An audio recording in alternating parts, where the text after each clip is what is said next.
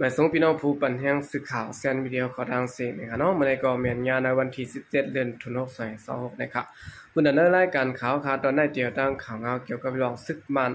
ดีกว่าพบทบจุบศึกเมืองลาได้ตั้งศึกวะนะครับ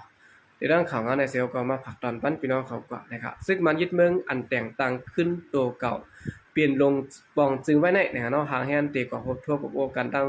ผู้นำจุมศึกว่า UWSA ได้ดังจุมศึกเมืองละ NTA ในข่าวดังกลางเดือนกันปี2026ในวันนี้ครับตัวแทนภายศึกมันได้เป็นจอมศึกลงอย่าเป๊ะนำหน้าดีกว่าครบทบโอเกี่ยวกับไปลองคักกันง่ำเย็นดีกว่าครบจอมจุมศึกว่าในวันที่18เดือนธันวาคม2026ในตีเว้งปังซังของเงินจุมศึกว่า UWSA นะครับลองตีครบทบโอลองง่ำเย็นตั้งศึกมาในภายศึกเมืองละได้ก็ยืนยันเป็นทางการไว้สิตะภายหลังศึกว่าได้ก็ไปยอมรับพลตีผู้สื่อข่าวไปปิดลาดเป็นด้านการสั่งไว้นะครับจุมศึกเมืองลา NTA ตั้งจุมศึกว่าในเข้าป่านาเสียนสายใหม่จุมศึกเสื่อนลงลายมือกึดตึกปัดปื้นตัวเมือง NCA ไว้เสตะในครั้ง30ปีปลายในเอาร้องงำเย็นไว้ตั้งศึกมันอยู่นะครับ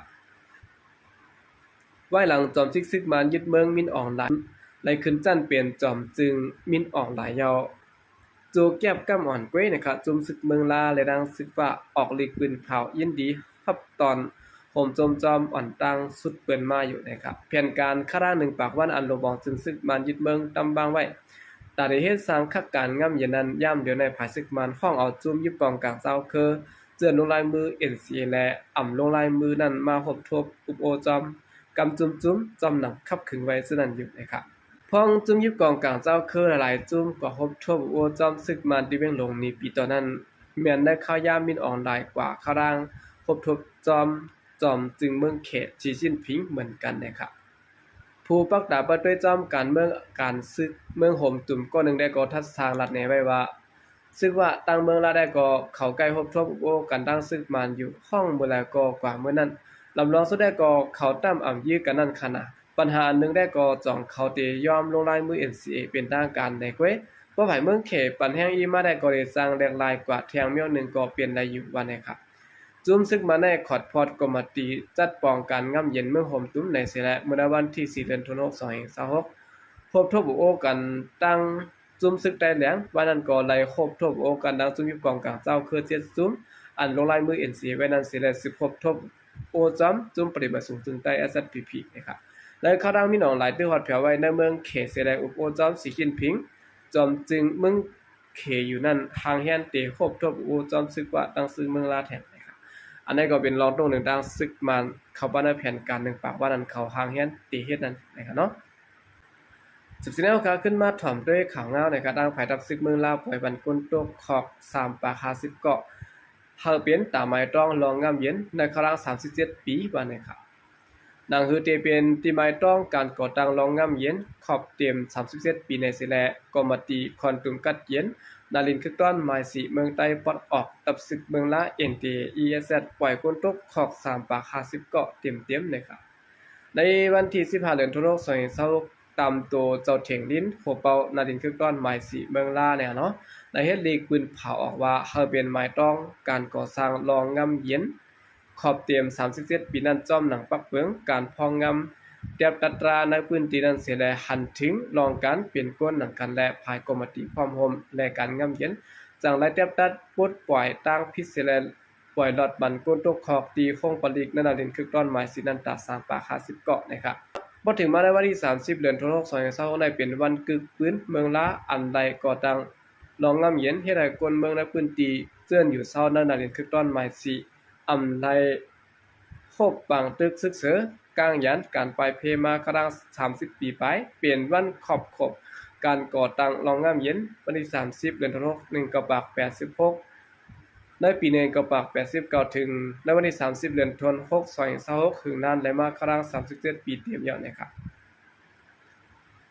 อาคารนี้ก็เป็นข่าวเงารองตรงหนึ่งตั้งภายตับซึกเมืองลาเอ็นดีเขาในหาเนาะไล่ปล่อยปันกลตกขอกเนี่ย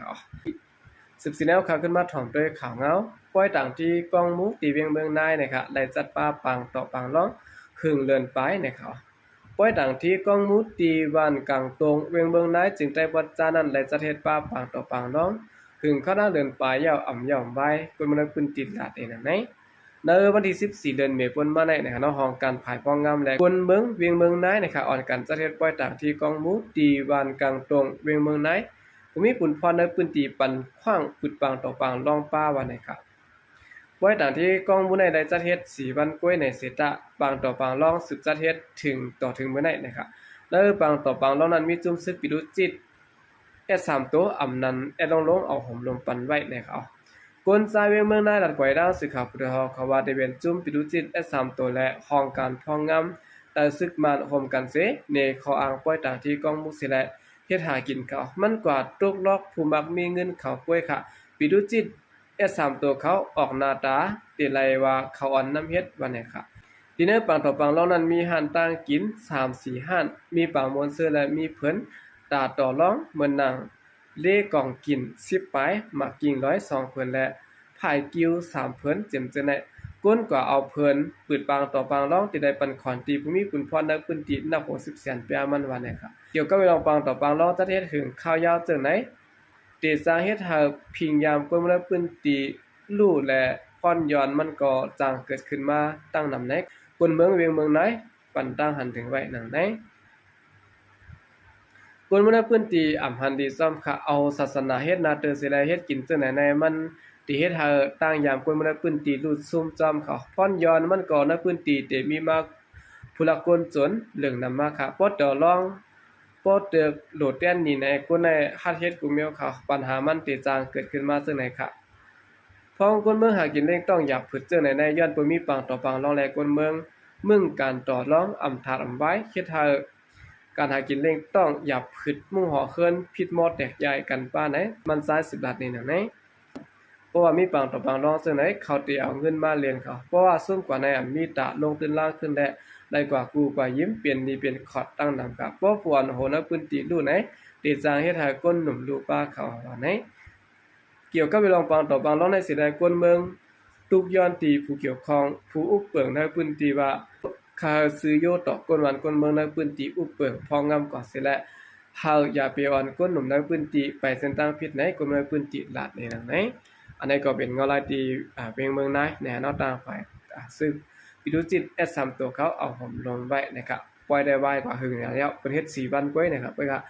ปากต่อบางรอบแรกต่อถึงยามเดียวก็ไปปิกเนี่ยเนาะ